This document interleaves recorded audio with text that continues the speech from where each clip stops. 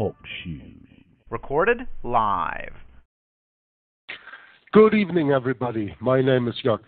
I am again from YouTube channel Jörgler66, and I welcome you and everybody else who is now listening or later on viewing the video to another show of Hour of the Truth. And we are determined to continue the reading of the booklet my good friend and brother in Christ, Walt Stickle from Oregon in the United States of America, or Romerica as I like to call it. We will continue the reading today on the bottom of page 24, but before that we will still have a little other introduction, of course, because we were just talking about the word Nazi. How does the word Nazi come into living, you know? Many people say, well, Nazis, those are all the Germans who were in the party at that time, at the Hitler party, and all the National Socialists, those were all Nazis. But then I just want to give you a little thing to think about. Nazi, written N-A-Z-I. What does the Z-I stand for? When the party, the German National Socialist Working Party, was a German National Socialist Party. So National Socialist, you would abbreviate N-A-S-O, National Socialist, right? Where do you take the Z-I from? The Z-I actually comes from something quite different. It has to do with Zionism. And Nazi has nothing to do with anybody of the so-called German Workers' Party, where Adolf Hitler was the chancellor from later on in that party, but it had to do with National Zionism. And it goes back to things like the Havara Agreement. A lot of people never even heard of the Havara Agreement. And I also have a video uploaded on my channel, I think almost 3 years now already, or even some longer. Eustace Mullins, who, by the way, was Jesuit trained, and I know Jesuit controlled, how do you say that? Jesuit controlled short code. Oh yeah, opposition. You know, controlled opposition. Eustace Mullins. Mm-hmm. Controlled opposition. That was the word I was looking for. Thank you, Walt. I know that, but he made some interesting and substantial broadcasts, well, that one that I have here, that's a video taking 10 minutes, the way he has a speech, and that's about the connection of the so-called Nazi Zionist Party and the Holocaust, and it's about 10 minutes. You can watch it. You can find that on my channel. Now, there are so many people who use the word Nazi completely wrong and have no idea what it's all about, and haven't even heard of the Havara Agreement, where, Jewish businessmen agreed with Germany together to make a business, to collect the things that Jews possess in Germany and collect them, and then transferring them later to Palestine as German export goods. And that's in the basis why they needed concentration camp, because concentration camp means to concentrate something, means to gather something, to gather together, to collect from here and here and here, like the same stuff like you have the FEMA camps over there in the United States of America for the moment, which are not used for right now. But what's that? To concentrate people. That's concentration camps are for. And that's what they were built for in the first place, to get the people, the Jewish people and their possessions concentrated in some places, and from there get them shipped to anything else. Anyway, I don't want to go too deep into this, but I just hate it when people use the name Nazi or the word Nazi and have actually no idea what it's meaning. And I think that's a shame. We should all start look a little bit more into the words we are using. You know, another example is the word kids. I hate it when Americans say, I send my kids to school, I go with my kids to Sunday brawl, and I do this with my kids. Kids is something that goats have. Kids is something that animals have. We people have children. And you know, this degenerating of words or degenerating of people, because children are people. They are little people, but they are people. And they are degenerated by this word kids. When you do that constantly, then you are being raised in a way that you know that you are not that worth that you should be worthy. You are belittled.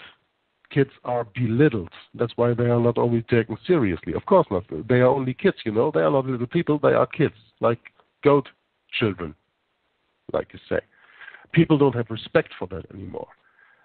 And when they don't have respect for them when they are children, they don't have respect for them when they are older. And we use a lot of these words in an absolutely wrong way, and I dislike that. So please try to call your children the children that they are, and not the kids that you name them. Just a little bit to think about, that we should call anything what it is and not using other names. And when you use the word Nazi, well, then at least understand what a Nazi is. And okay, I was ranting on a lot, Walt. Come on. No, well, listen, my name's Walt Stickle, and I'm the webmaster for Grand Design Exposed. And before the broadcast, I want people, because into the broadcast here, I want to talk about the word Nazi. I got something kind of heavy on my heart. I started to share a little bit with Jörg off air. But when I started, I used to drive truck, and the computer was well on its way. My first computer was a Windows 95 when I got out of the truck. But it's a way of, right now we're using it to communicate. I'm talking with the European Union in Brussels right now, and you're talking to. I'm from the shores of Romerica. And one thing I've learned about my brother Jörg, there's a difference between the way he's been raised and the way I've been raised. And I've got out of my box. And Jörg has helped me keep me in that, to see that there's a bigger box.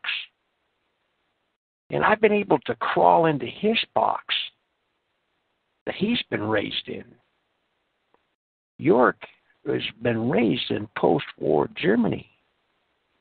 We're not going to go there right now, but what's on my heart is going to lead to the outskirts of this. When I started putting these books together, I got a computer, and God taught me how to. I almost threw the computer out the first 4 hours. I couldn't write a letter.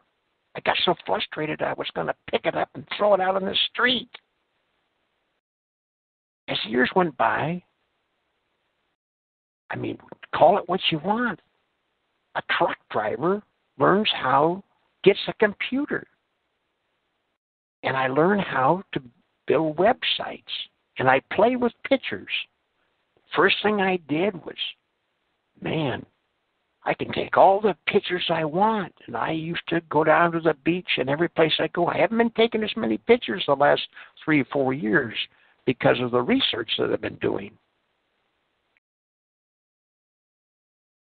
But the pictures led to learning how to build a web page. And I used all kinds of pictures. I've got pictures of trips I've made around here. And then I got into research, the Grand Design Exposed. And the word Grand Design comes out of Catholic literature. Malachi Martin uses it several times in his book. The only difference between Grand Design and my site is it's Grand Design Exposed. The Grand Design. And so I'm looking at this book, I learned how to make a big book, and that's up on the internet. But about 4 or 5 months ago, I learned how to put anybody, and if anybody's interested and you got some stuff and you want to print, I can show you in 5 minutes.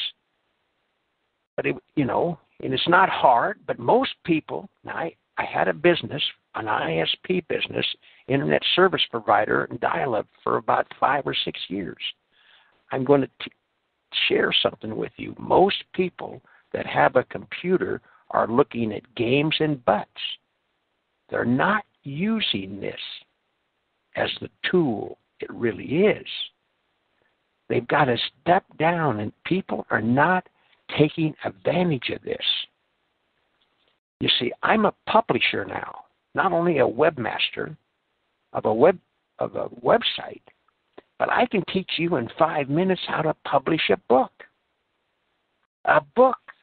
Books that are not being talked about. And as I went, over the last couple of weeks, I've met some different people around the world. But yesterday I sent a book to Michigan. I sent a book to Washington, one to North Carolina, one to Pennsylvania. And I'm getting ready to send one to Japan. It's a little spendy to send them over to Japan. I sent a book not too long ago to York. It cost me $26 to send one across the pond. Now, you say, well, where are you going with this?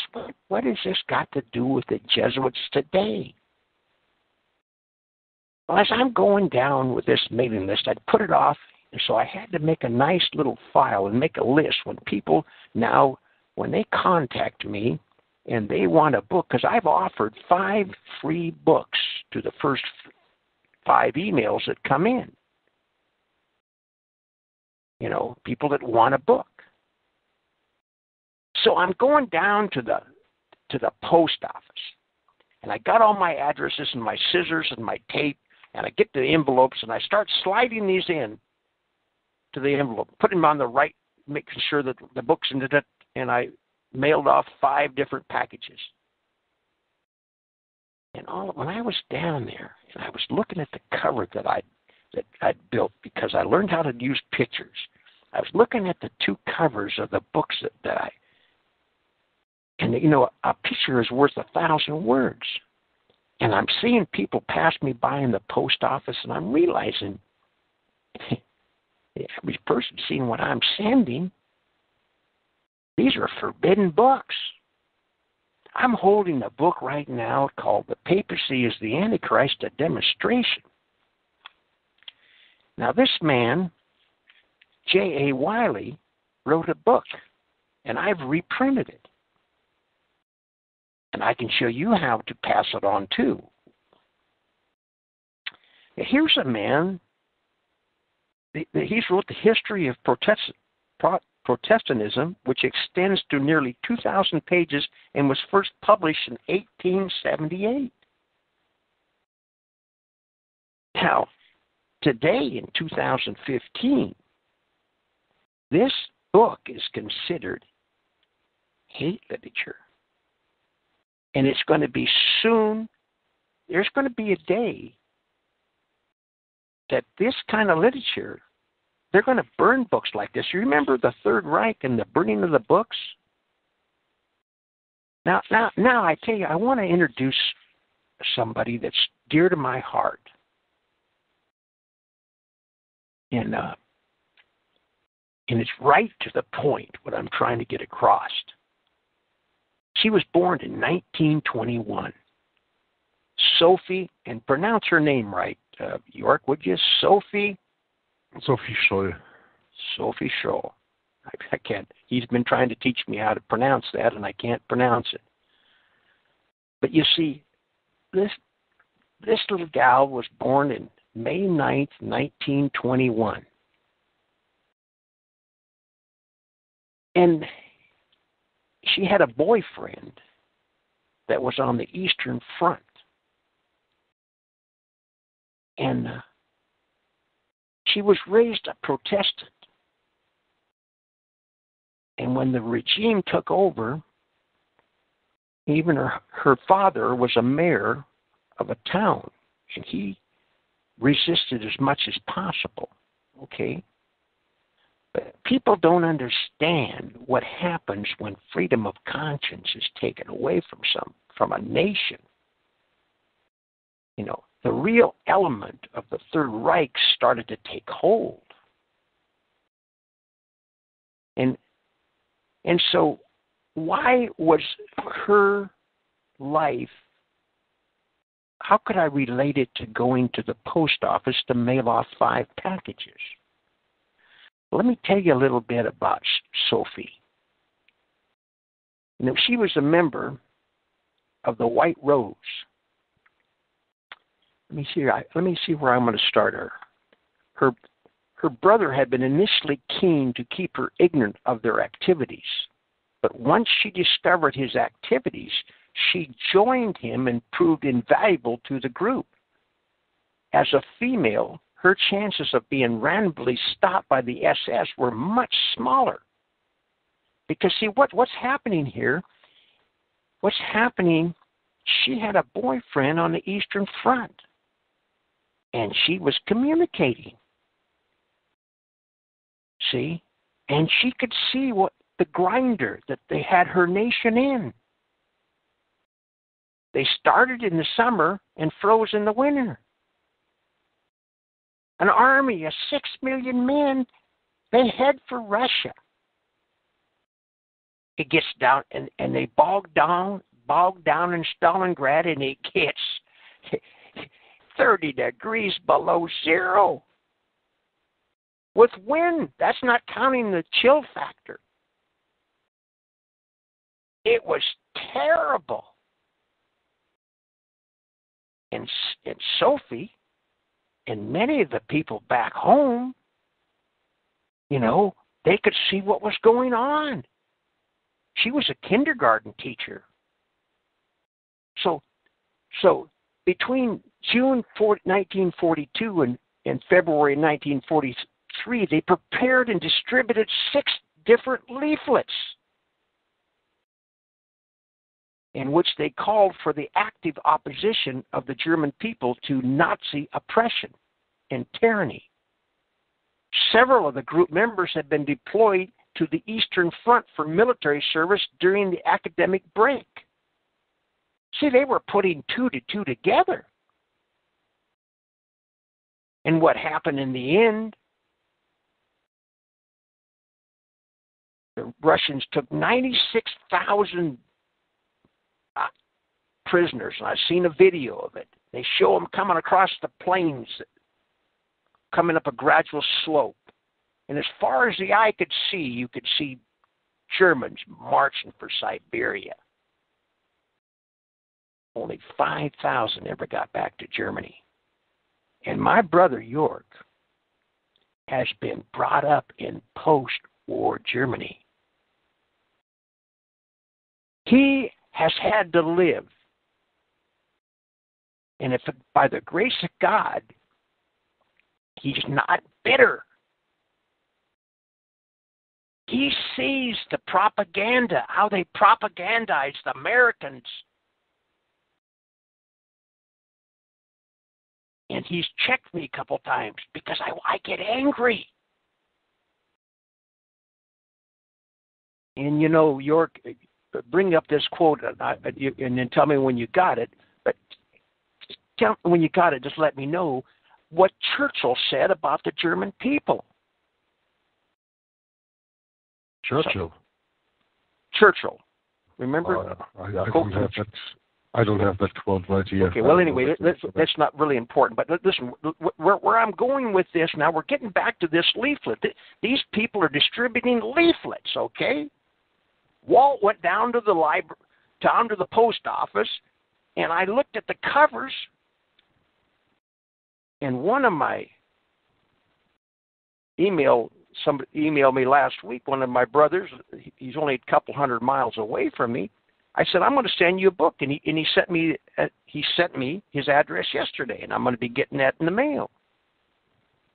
He said, well, I don't know how many books I could give this to. That's how dubbed down and how much they've taken this away. Now, let's get back to Sophia. So in the late fall, the men returned, and the White Rose resumed its resistance activities. And in January 1943, using a hand-operated duplicating machine, the group is thought to have produced between 6,000 and 9,000 copies of their fifth leaflet, Appeal to All Germans, which was distributed via courier runs to many cities. They had a hand-operated duplicate machine. Listen, the book that I got here by A.J. Wiley and the Vatican Jesuit Global Conspiracy by Ronald Cook, a Protestant historian, same as J.A. Wiley. He wrote a volume of 2,000 pages. And when you use the word Protestant, people don't even know what it is today. But you and I have, everybody that's listening to this broadcast has a computer. And by the grace of God, we're still able to use it to some certain degree. My door's not being crashed down right now. But I'm going to tell you, now let's go on. What happened to Sophia? Copies appeared in Stuttgart, here. I got my friend in Cologne, Vienna, Hamburg, and Berlin, composed by Hans, that's her brother, with improvements by Hubbard. The leaflet warned that Hitler was leading Germany into the Abyss. Am I pronouncing that right? A-B-Y-S-S? Abyss. And which, in other words, give a little what Hitler was leading Germany into the abyss. He was leading them into destruction. Yeah, perdition. With the gathering might of the Allies, defeat was now certain. The reader was urged to support the resistant movement in the struggle for the freedom of speech, freedom of religion, and protection of the individual citizen from the arbitrary action of the criminal dictator states. These were the principles that would form the foundations of the new Europe. Now, on February 18th, 1943, she and her brother brought a suitcase full of leaflets to the university.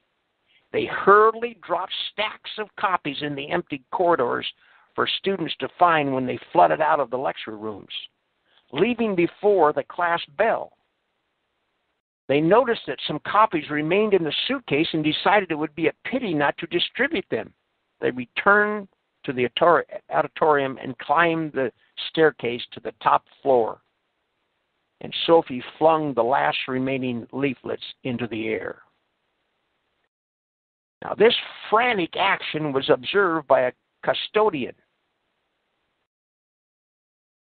The police were called, and Hans and Sophie were taken into the Gestapo custody. Gestapo. Gestapo. That's short for Geheime Staatspolizei. Hey, Secret police. So Gestapo. Let's be authentic. We have an 100% authentic German interpretation there. Pronunciation. The other active members were soon arrested, and the group everywhere associated them were interrogated and charged with treason. In the People's Court, before the notorious Judge Roland Freisler, I'm not pronouncing that wrong. Freisler. On February 21st, 1943. Sophie was recorded as saying, somebody, after all, had to make a start. In other words, I think that's what the hour of truth is about. Just a start. And we need to as long as we have a little bit of freedom we have, we should not shut up.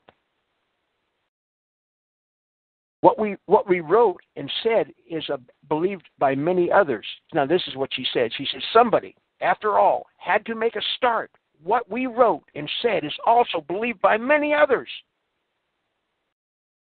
What was put onto the German people, it was put onto them from the top down. They just do not dare express themselves as we did. Sophie and her brother's defiance, in the face of terrifying consequences, gained them enormous admiration.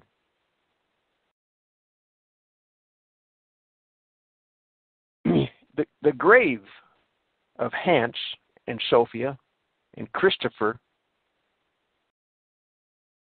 in it's a German name, and I'm not going to, next to the prisons, Stadelheim.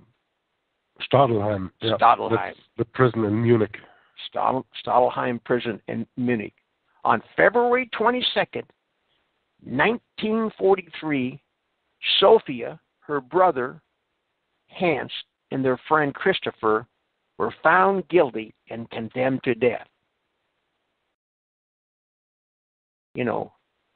I was sharing this with Jörg a little earlier on this broadcast. Sometimes it brings me to tears when I think how spoiled we as Americans have been.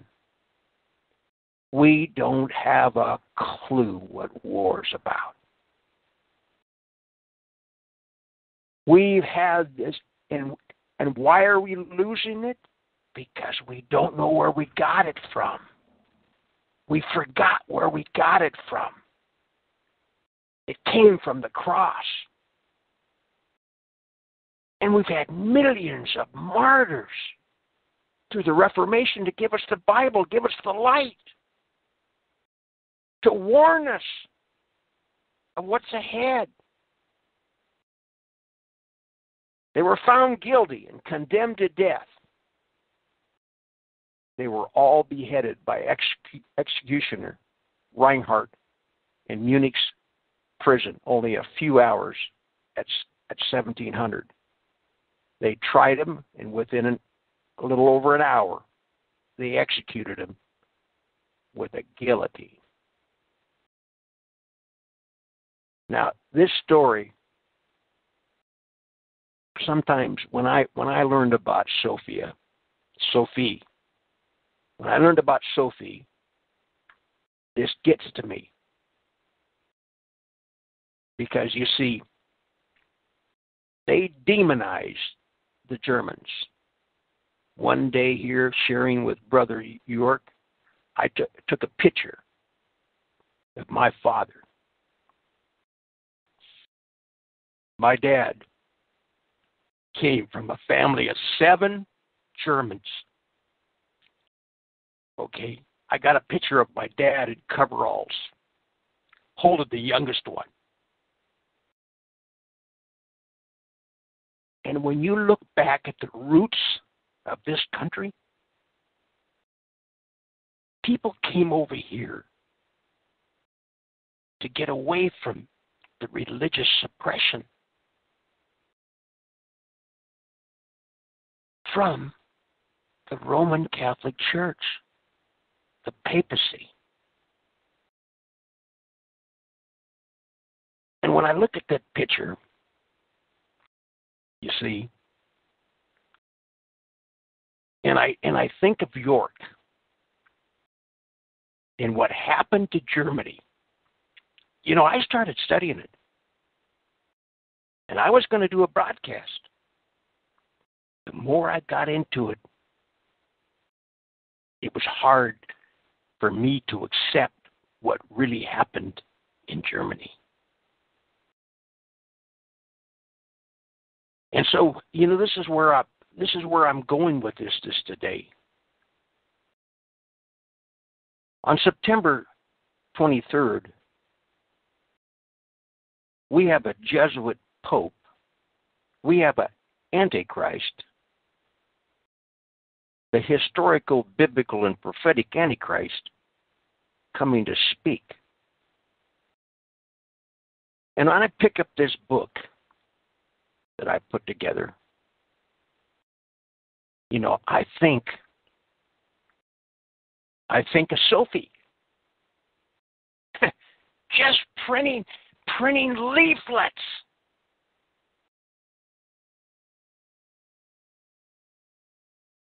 People, this is dead serious. And another thing that got me going yesterday, Tom Fresh in Jörg, well, I kind of hosted it that day, did a broadcast on the Pope's visit.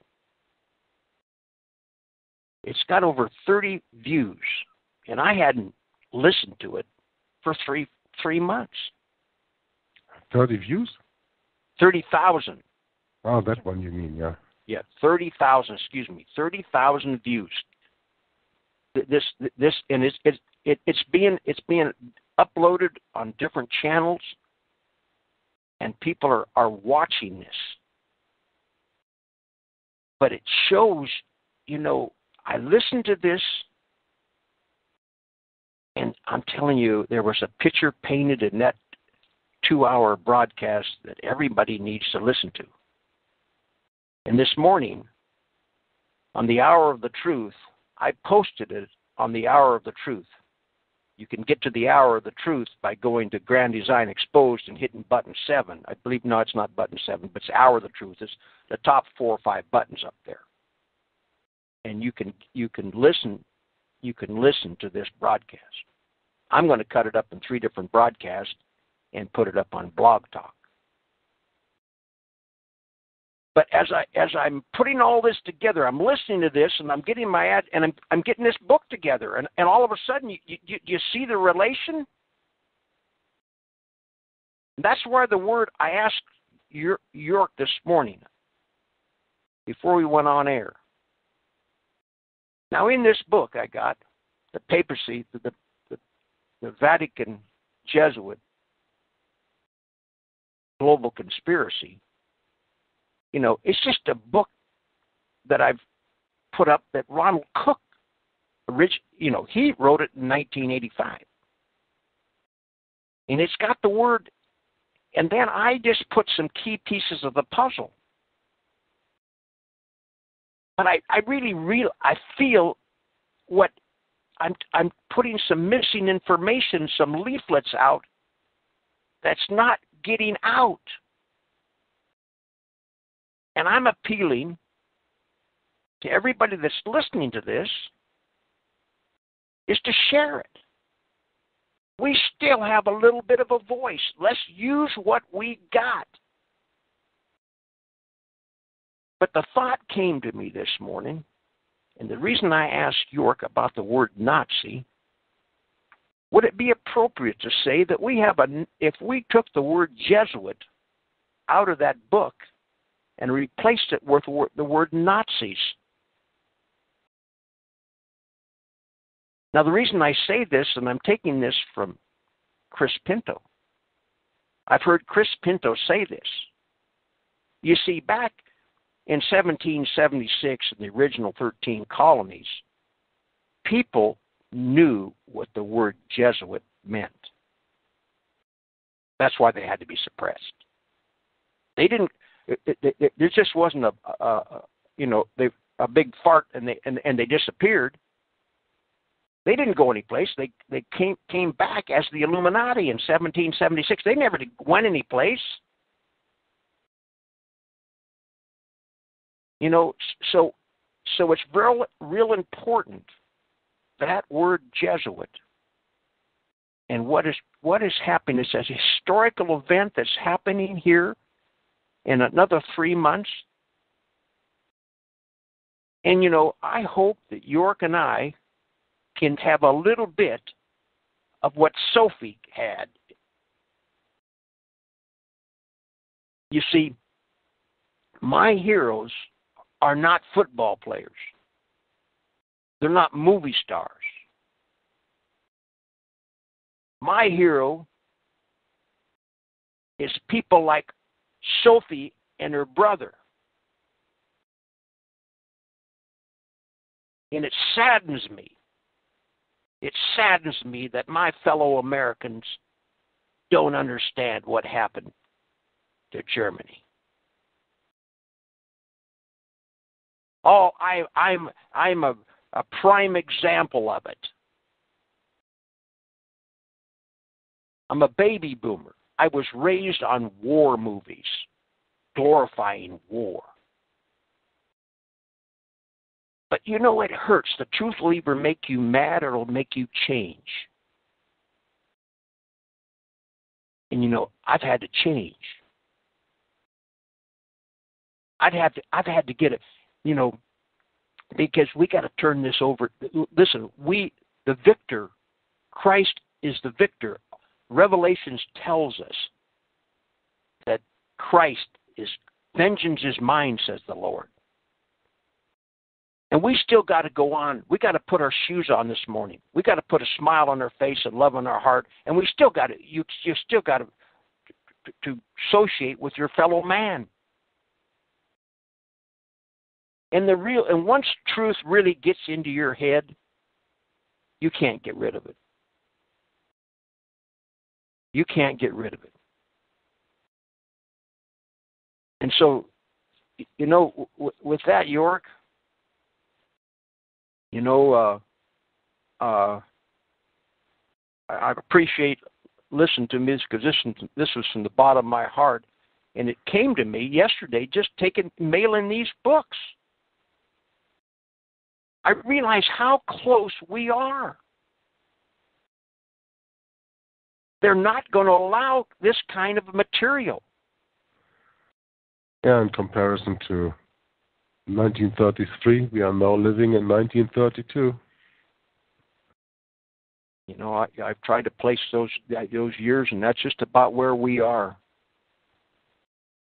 I think we might be a little bit more. We might be closer to 1936. Yeah, but I mean, with 1933, the takeover of the Hitler Party of Germany, so the takeover of fascism. Yes, I see the point you're making. Yeah, absolutely. And so that's what we're, you know, and it's not. We don't forget we have this Jubilee year. The Pope announced starting the 8th of December this year, ending the 20th of November next year. This Jubilee year, that's actually, when you analyze it the right way, like we did in an earlier broadcast, that was on the broadcast with Tom Fressier on Hour of the Truth, and that was called Rome's Sodomy and Ultimatum to Protestants. The ultimatum. Yeah. The ultimatum to Protestants, yeah. The ultimatum that is the Jubilee year. Mm-hmm. So it makes no sense to go into that right now, but people can listen to that in the archives, or they can go to my YouTube channel and watch the video Hour of the Truth, Rome's Sodomy, and Ultimatum to Protestants. That deals with the whole Jubilee year thing, because at that time we analyzed it for the first time. And Tom Fress did a very good job in making it very clear that you have to go back to Vatican II in 1962 to 1965, where the ecumenical movement was the starting of an ultimatum given to the Protestants to whether come back now under the wings of the Church of Rome, come back now peacefully by ecumenism, or else. And this or else came when you saw 1999, when the Lutheran Worldwide Federation signed the accord with the Roman Catholic Church that we were dealing on for a few broadcasts, the Catholic Lutheran Accord, the paper that Richard Bennett then put together on that and that we analyzed on this broadcast for a few times. Those were part of the ultimatum. In 2004, the Worldwide Methodist Church came onto that.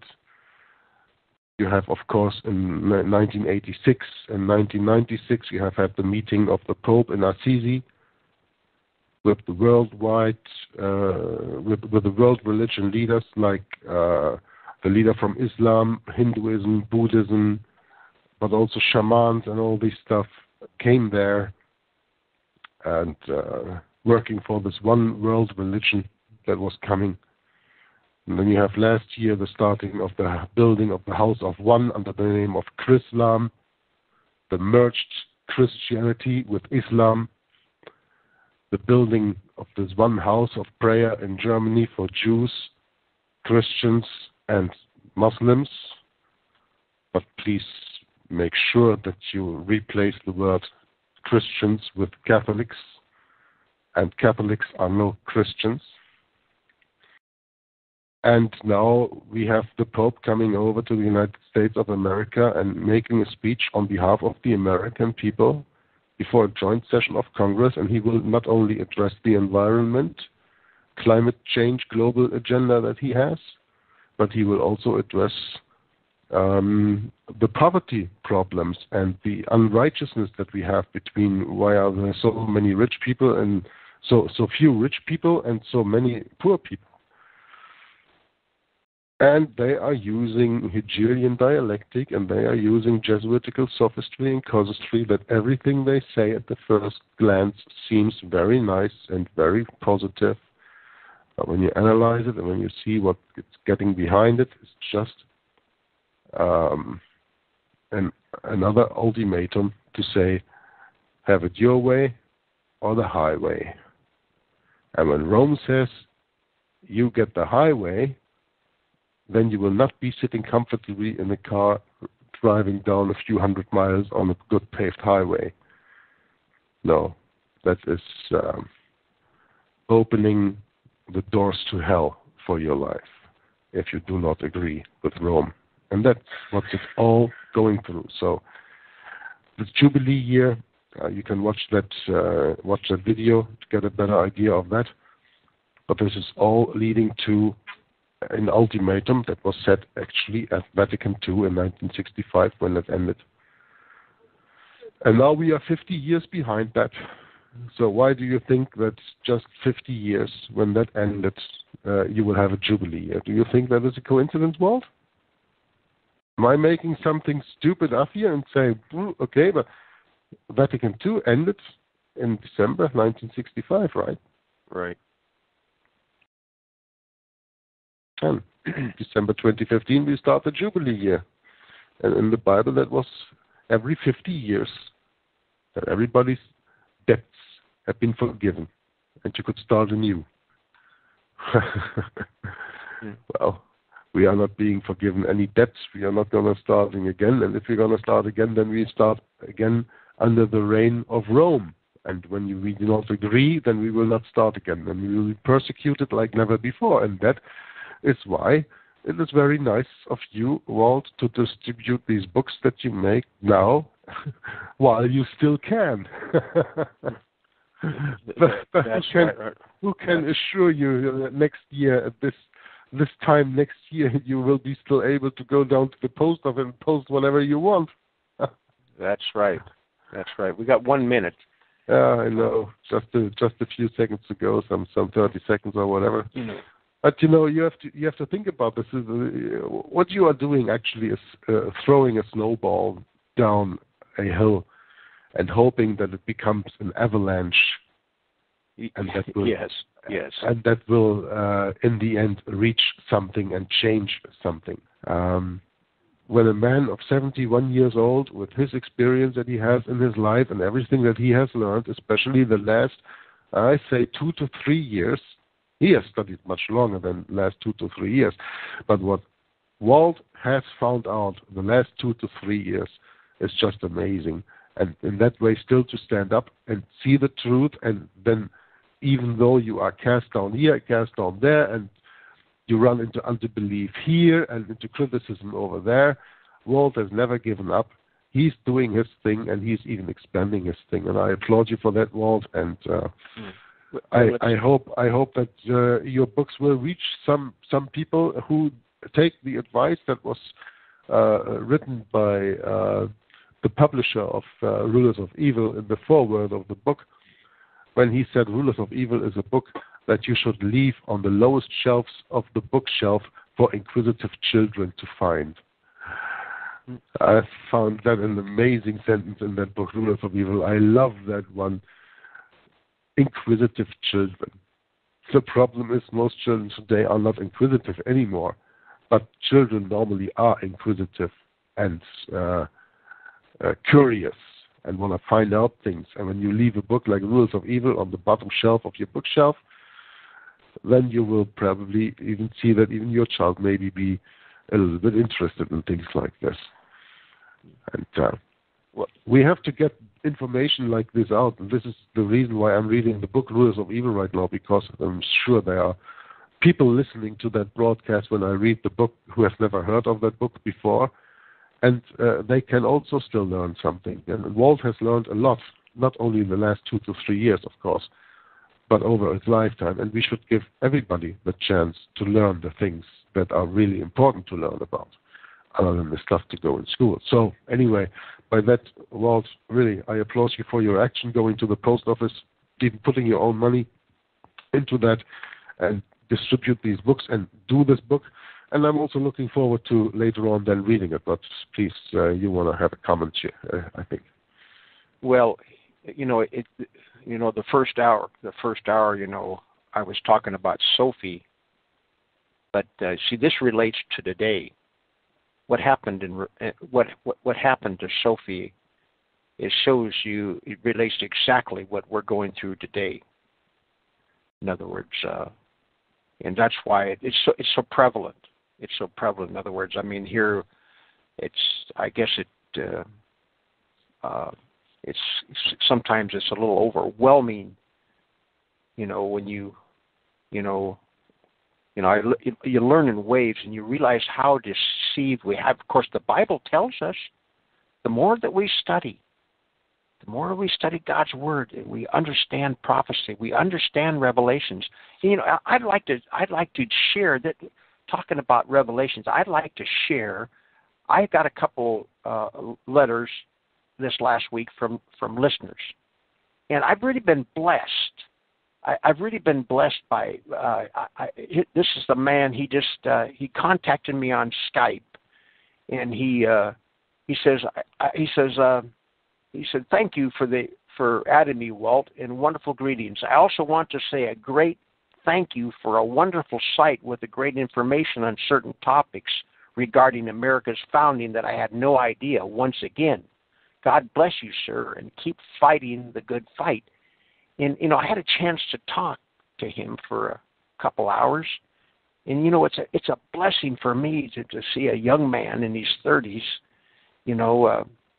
to have the understanding. And in fact, in other words, he's a researcher himself, see? Because anything that Jörg and I say, if we're saying something that we can't back up or something, or, in other words, it's your job to refute us and keep us on track. And this other letter that I got another. This man here, he lives a couple 100 miles from me, but the way he wrote this, he says time is going by quickly. Another show is coming up tomorrow. He's talking about the hour of the truth.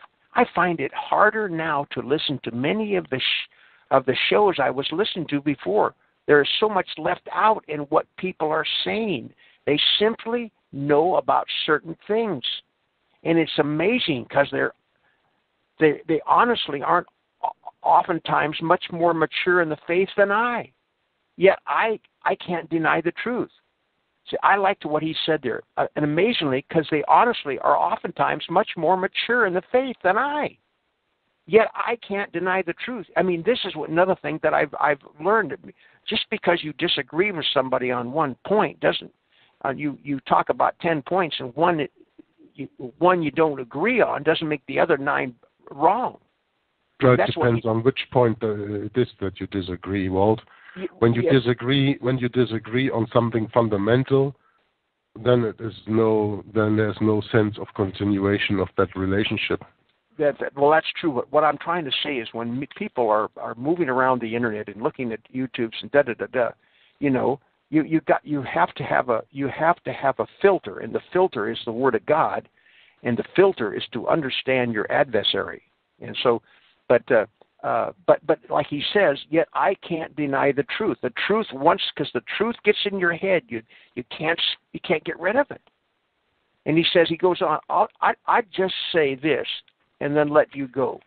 I never have been much into prophecy, although I've tried to read some books and such. It never has made sense to me until I came to believe in the historicism view of prophecy and understood futurism to be a lie. It never made any sense that the last couple thousand years nearly have been absent in Scripture. Now I realize, and in putting it together, what the Bible really means, and it's talking about the monstrosity of the Roman Catholic Church in so many places, the enemy of humanity and of Jesus Christ, the Vatican and its army of Jesuits. So thanks, Walt, for helping me understand this. I'm sure people will start waking up to this on God's time. We just have to love the truth and hold on to it. God bless and protect your family and Sammy in Jesus' name. And I got one other short comment. He says, "Hi, Walt. Just wanted to say thanks for the message on TalkShoe. I'm listening to the last one now. We have a few differences in doctrine, but we know who the real enemy is Rome." And I want to comment on this. Because, if you go to the website, if you've listened to our broadcast, we believe in the 10 Commandments. Not 9, but 10. Okay. And another thing, too, the only really rebuttal I get, it always goes back to Seventh-day Adventist. Like, for an example, on my webpage, I have on the main page, right down about 2/3 of the way down, I have a YouTube on Mark Woodman. Now, see, I've been criticized for having Mark Woodman on because he's a Seventh-day Adventist. But when you listen, the title of this is "Who is the Antichrist?" If you listened how Mark Woodman presents who the Antichrist is, you'll never doubt any again. I don't care if he's a Seventh-day Adventist. He was.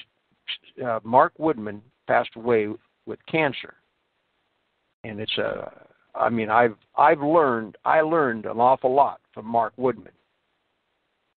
So that's what I'm getting. That's what I'm getting at. In other words, the main thing that you have to know is who your adversary is. You have to stick on it. You can't call him a boogeyman. See, it's not the boogeyman out there. The boogeyman's, if you're going to hide a tree, you hide it in the forest, and they've hid it right out in plain sight. So anyway, that's what I've got for this week, and some of the. And also so I appreciate. I've been really encouraged because I realize, there's nothing that we're saying here that you can refute. The Bible cannot be refuted, and once God puts the truth in your heart, I'm going to say this before we get into this. The last half we get into the book again. Are you still there, Jörg? Yeah. Yeah. Sorry, I muted my mic because I had to drink and I have a cold. Okay. Yes. Jörg's got a real bad cold today, and I appreciate that he's weathering the storm. But I kind of lost my trend of thought of, where I was going with this. I lost it there, Jörg. That's okay. Because we were coming up on, was important too. I was an important thought, but I listen. Well. Anyway, I'm going to turn it back over. We'll start reading the book on page. I believe we left off on page 24. Oh, I know what I wanted to say. This little pamphlet, this little book, using Ronald Cook as the seed of the Jesuits, and he wrote it in 1985. There's something missing. Now, and what is missing is this. Remember always is I should put a little insert into the book, a little article about Reformation. Romanism, Reformation, and Counter-Reformation, and the head is the Jesuit. But you see,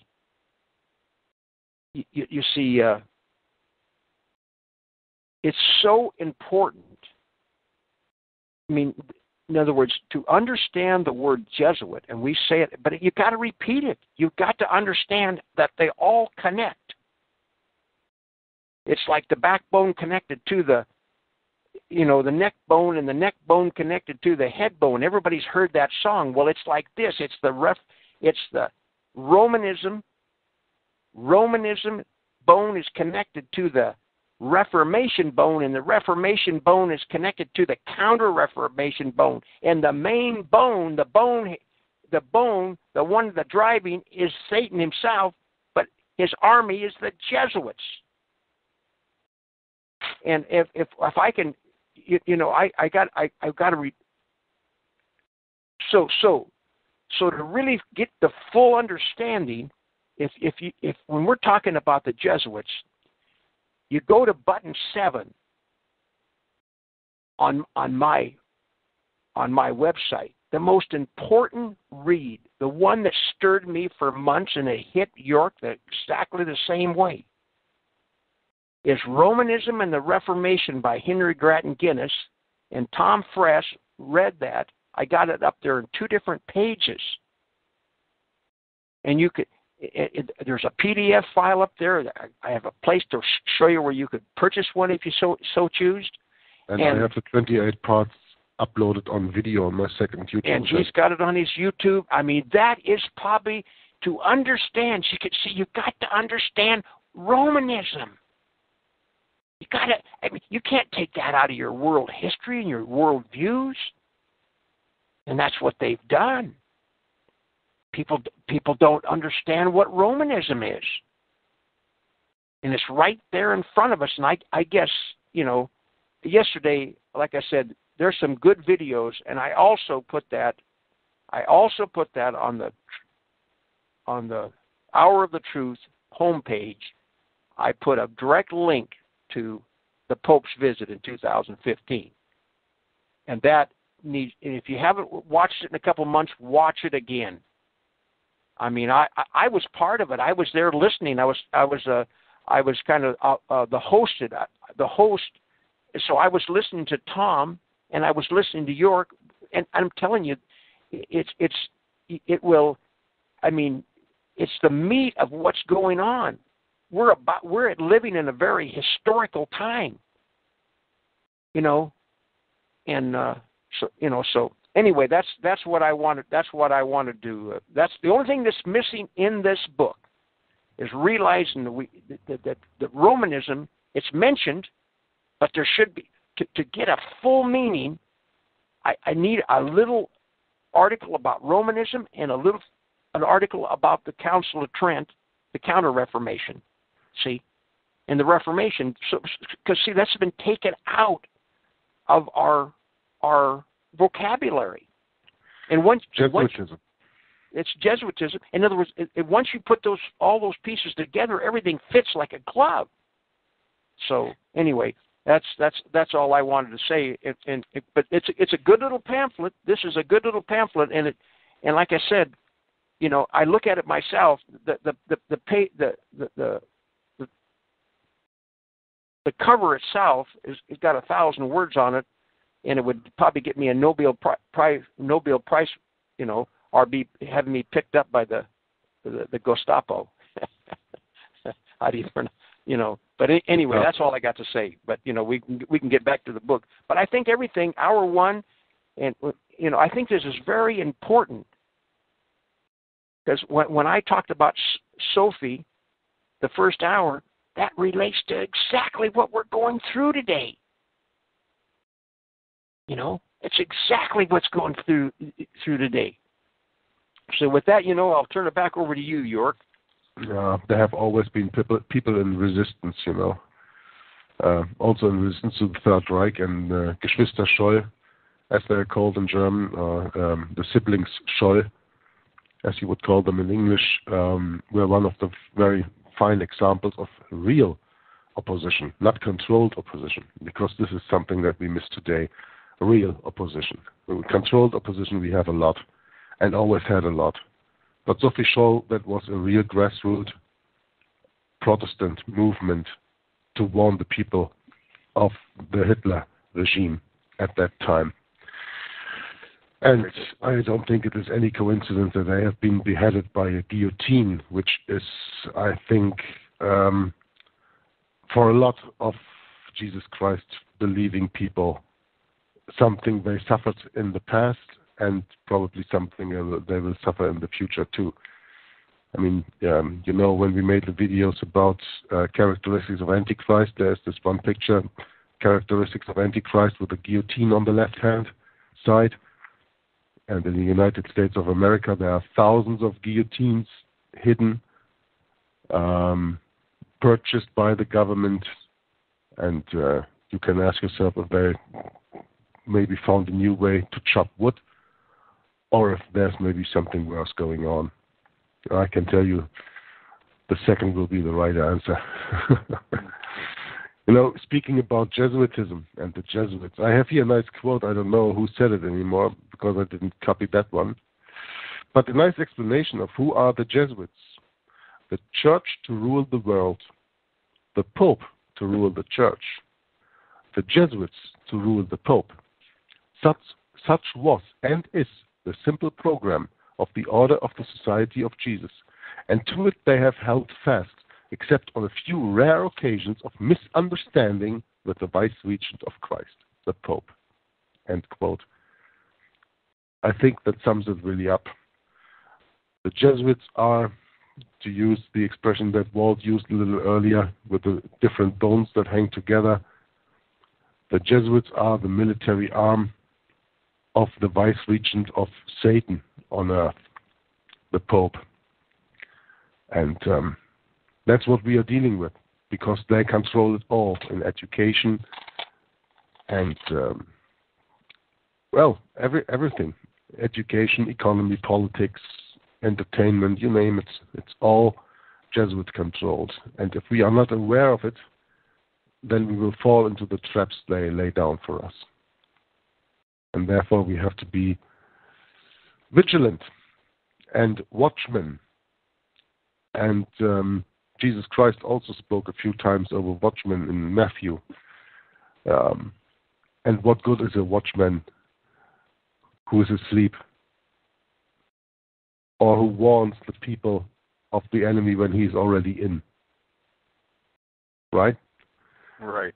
So we have to take our role as watchmen. That's what we are doing. We are trying to bring information to people that we have gathered ourselves during our time that we were doing this. We are not paid for this. We are doing this as, you can almost say as a hobby, or in our spare time, and see how much spare time we have. The more time you can spend with these things, the more you can learn. I mean, 5 years ago, I was dumb and blind and stupid, and was a sheep following Romanism because I had no idea of anything. And in 5 years, it changed my life. So almost 5 years now. So you can see in a relatively short time span what you can achieve if you put your mind to it, and if you want to seek the truth. And as Jesus said, when you find the truth, it shall make you free. And what is better, to be free or to be bond, Walt? Say that again. What is better, to be free or to be bond? To be free. Yeah. Be free. And our liberty is in Christ. Our liberty is in Christ, yeah. Yes, it's in Galatians. Galatians 5:1. Stand fast, therefore, in the liberty wherewith Christ hath made us free, and be not entangled again with the yoke of bondage. That's a very good verse, Walt. Yeah. That's a very good verse. Galatians 5:1. 5:1. Interesting. Yeah. Because it's what the listener said. Prophecy didn't mean anything to him, and it was the same with me. The same way. In other words, John give us a prophecy, and in other words, and nothing happened. Nothing's happened since John was given revelations. And once you see the historicism, that it all makes sense. Then it just all comes together, Absolutely, yeah. But that is of course because Bible prophecy is history told in advance. Yes.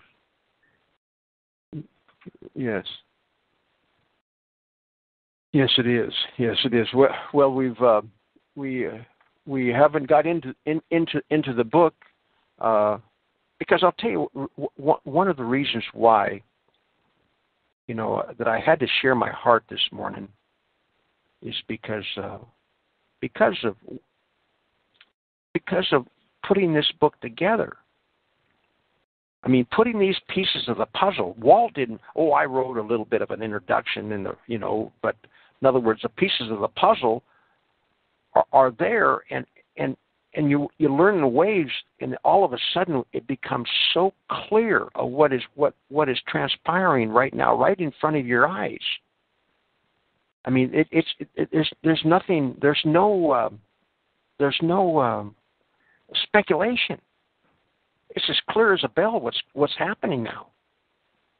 And there's a lot of anytime, it's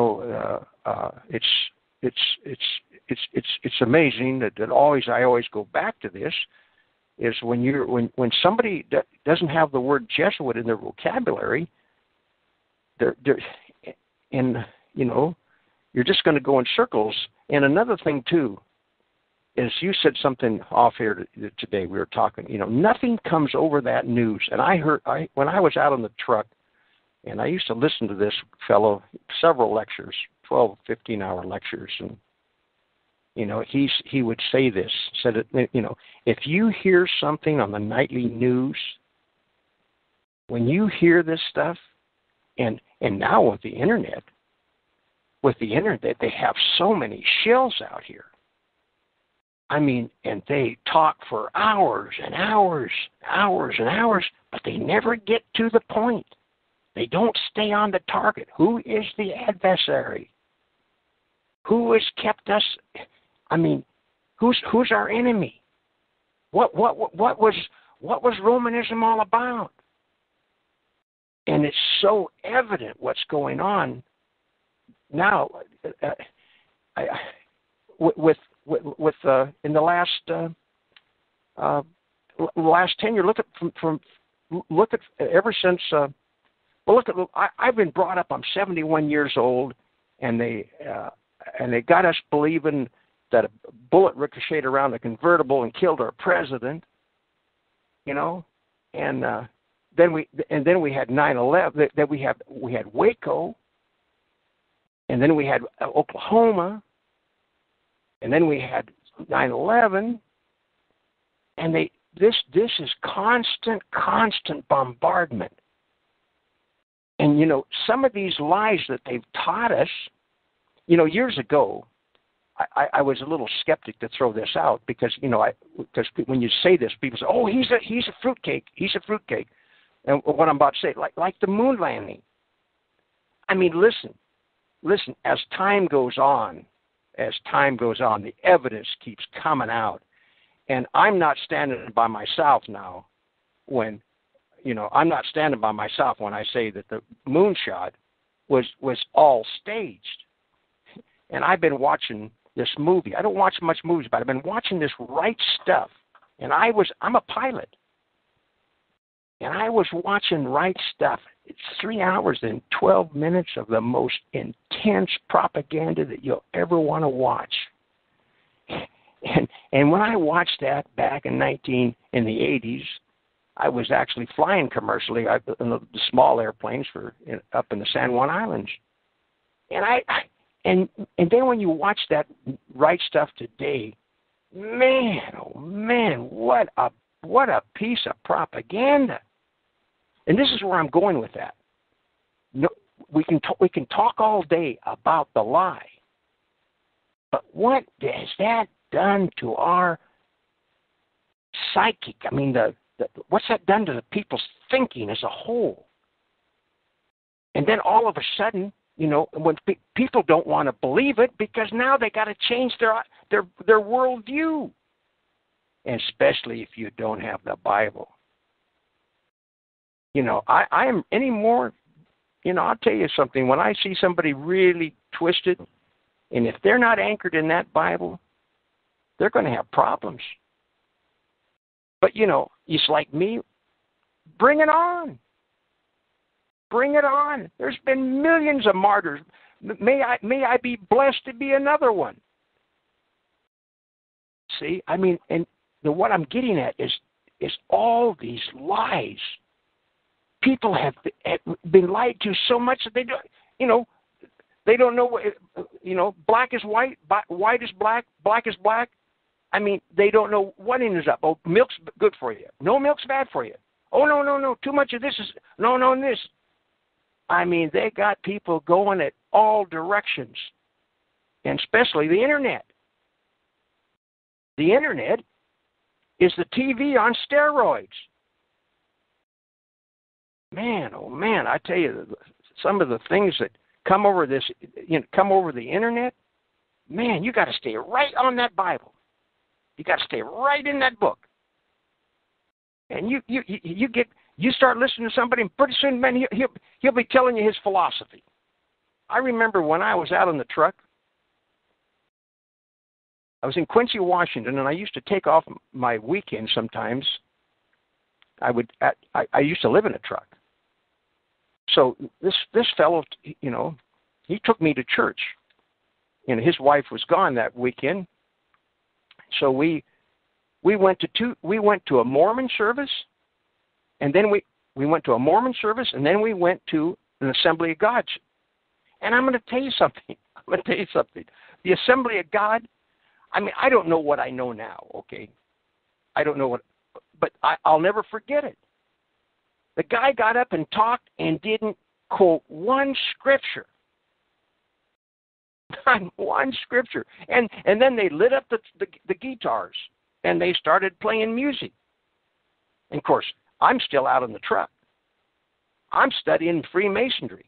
See, but I was studying all the false religions like Seventh-day, not all the false religions like, even Seventh-day Adventists. I studied that. I studied the Mormons. I'll tell you about the Mormons. There was a movie put out by can't think of his name, a video. And I didn't have a TV, but they had a VHS in those days.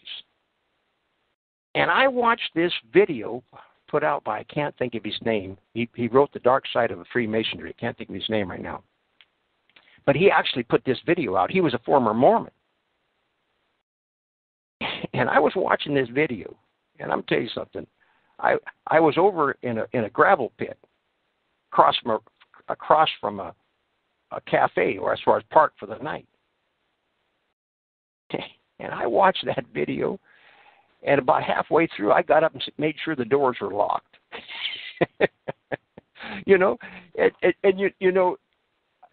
And I was studying Freemasonry.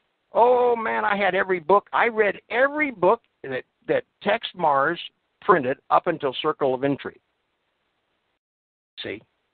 I mean, continually. See? You didn't know then that Tex Mars is Jesuit educated. Well, and plus he's retired Air Force. See, he's retired Air Force. He's working for the government. Okay, I mean, he's not going to say anything. But the point of it is, even listen, I'm going to tell you something about Tex Mars. Tex Mars knows about Rome. Oh yeah, of course. That's why he doesn't mention it. he know. Listen, Tex Mars has forgotten more than I have. He mentions Rome. Sorry, he mentions Rome. Yes, he's forgotten more than I know. But, Yeah. And I mean, he also mentioned it on his website and everything. But I have a video uploaded of him on my second channel about the Jews running the whole New World Order stuff. See, I don't even know the title of the movie anymore, of the video anymore that I have on my second channel, but you can watch it there. And when I learned about that he was Jesuit trained, I adapted the description and worked a little bit on the description to tell the people that he is not talking the truth in here. And I put the link into his website where he states that he is Jesuit educated, so that they can see through the deception that this video is not so much the truth resembling as it should be. And the main thing when you're talking about like Tex Mars or somebody is not what he's saying. It's what he's leaving out. It's what he's leaving out, and I mean it's just. But it's taken a long time for me to come to grips that if you've got to stay right in the Bible, you got to stay right there. Got to stay right there. And anytime somebody takes you off, they want to take you off in one of their studies. As soon as you go down that rabbit trail, you're going down a rabbit trail no end. I had a minister call me up, a Seventh-day Adventist minister, and I was asking him about the feast. And he said, he said, well, there's 240 mistakes in the King James Bible. End of story. I'm not going down that bunny trail. I could spend the next 2 years investigating all those 240 mistakes in the King James Bible. Man, well, thank you. I mean, in other words, I don't have no argument with the man. But if he believes there's 240 mistakes in the King James Bible, where do you start and where do you stop? I mean, that is a trap. That is a trap. But I'm glad we're talking about this because this is really heavy. What's going on right now, and one of them is I got to bring this up. Okay, is the flat Earth. They're calling it the year of the flat Earth, and they got everybody and his brother jumping on this bandwagon. And the Bible is very clear that this Earth is stationary. Okay, and I study the history. See. And I'll tell you what they're doing with this flat Earth. It's New Age. It's New Age theology. They're bringing their New Age. And I'm going to tell you something, brothers and sisters. The shape of this Earth has nothing to do with the shape of your heart. And they got everybody going down a bunny trail that's taking them nowhere. Yeah, it already starts with the two different systems, the heliocentric system or the geometric system, geocentric system. And it's the geocentric system that is true, but it's the heliocentric system that is taught. That's right, and it's simple. It's simple as that. You go back to Galileo, you go to and Newton. He helped, but he helped to get going. But they could have never got this Earth traveling 66,000 miles an hour. Some say 67. and spinning at 1,000 miles an hour at the equator and traveling through space and making one turn around the sun. Now, that's what they teach, okay? But this is what's being left out of this flat earth discussion, is the reason why the Roman Catholic Church jumped on the heliocentric is because they could see, because the Gores and the boys on old Kepler, there was more than one guy that got this earth going that fast, okay? And you need a little help. Listen, if Walt's got a telescope, if I got a telescope, and because that's all Galileo had is a telescope. The reason for this, brothers and sisters, is to discredit the Bible. And that was to pave the way for evolution. And these flat earthers, a lot of these New Agers, there are a lot of New Age. And I'm not going to mention the names, but I know of shill. I know a shill. Some of the shills. I've investigated a little bit. And I'm going to be really, I'm going to confess to everybody, it's embarrassing. Because they get you going. Oh, they string the line out there. They string it out there, boy. Boy, it sounds good. Hey, boy, let me nibble on that one for a while. But nobody is talking about who got all this bullshit started. I'm going to tell you something. There's a Jesuit under every rock. Yeah. and that's what it is. It's another distraction. They're getting everybody. I mean, look what's happening here. In 3 months, we got the biblical, historical, and prophetic Antichrist, a Nazi, coming to speak to the joint session of Congress. And we're talking about flat Earth. I am not. No, I'm not either. You know, I mean, I do want to say this. I believe the Earth. I believe in geocentric. Okay. I believe what the reformers believed in, and they didn't believe this Earth going 66,000 miles an hour. And you can go out here to the North Star, put up a camera, and point it at the North Star, and everything is spinning around the North Star. We're going 66,000 miles an hour and turning it to 1,000 miles an hour, and that North Star stays in the same place. Anybody with 2 neurons can, but you know something? You know what is exciting to me? Every single university teaches heliocentric. Of course. And if you walk into a classroom and you bring up geocentric, you are going to be labeled a Looney Tune. Yeah, and then things like Tugendhoven will happen to you. That's right, because he was stepping on their religion. And they don't see it as a religion. That's their big problem. Yeah. I mean, they know it is a religion and they teach it as a religion, but they will never admit it that it is their religion. And there isn't anything more insane than evolution. You know, to me, it just goes back to Genesis chapter 1, verse 1. In the beginning, God created the heaven and the earth.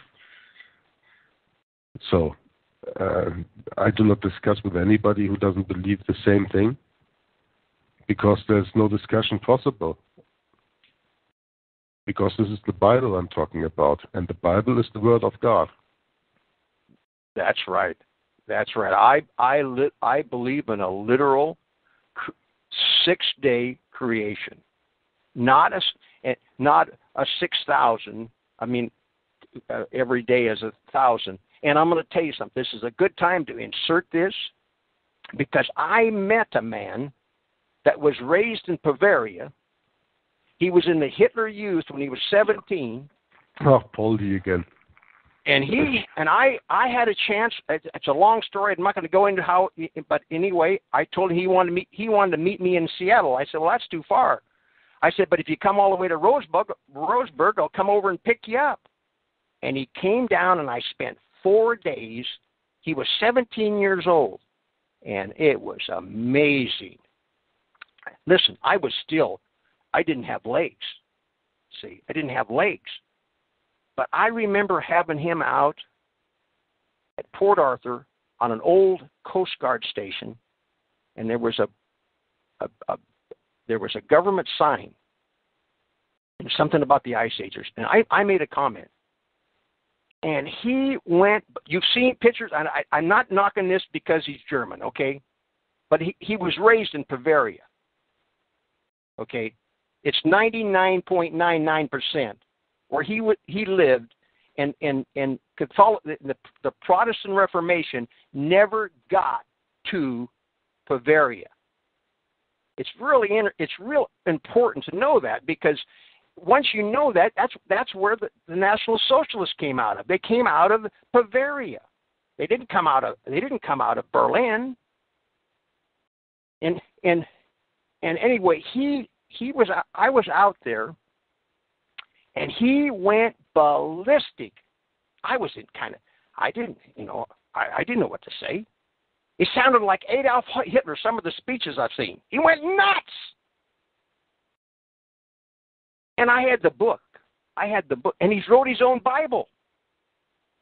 He had been to a Bible college, and he lacked 1/4 of passing. He's got his own Bible, and he was getting ready. He was working on Luther's Bible. I was talking to a real live Jesuit coadjutor, and didn't even know it. But once you put these pieces together, now you understand evolution. They had to destroy the faith. Whether you were Episcopalian, whether you were a Mormon, didn't matter. They had to take the faith away. They had to take their faith so they could become your God. And now they're coming over here. The Pope's coming over here. The Antichrist is coming over here. He's going to tell us how to take care of our global warming.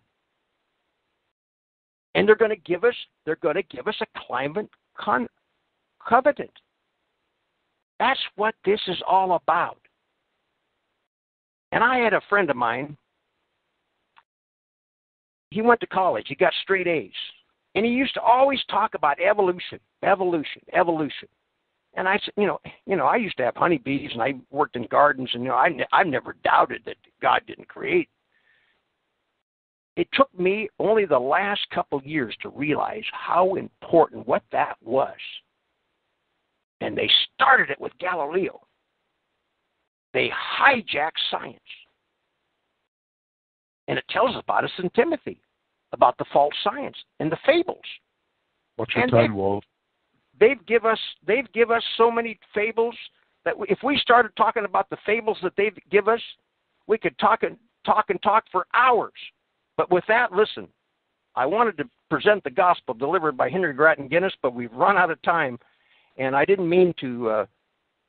We never did get really back to the book, but there's some important things that I wanted to get off, that I wanted to share, because it's been on my mind because a lot of the things that have been going on in the old world and what's about to happen. So with that, I'm going to close the broadcast. God bless, and I appreciate everybody from coming, and we'll catch you later. Bye for now. God bless.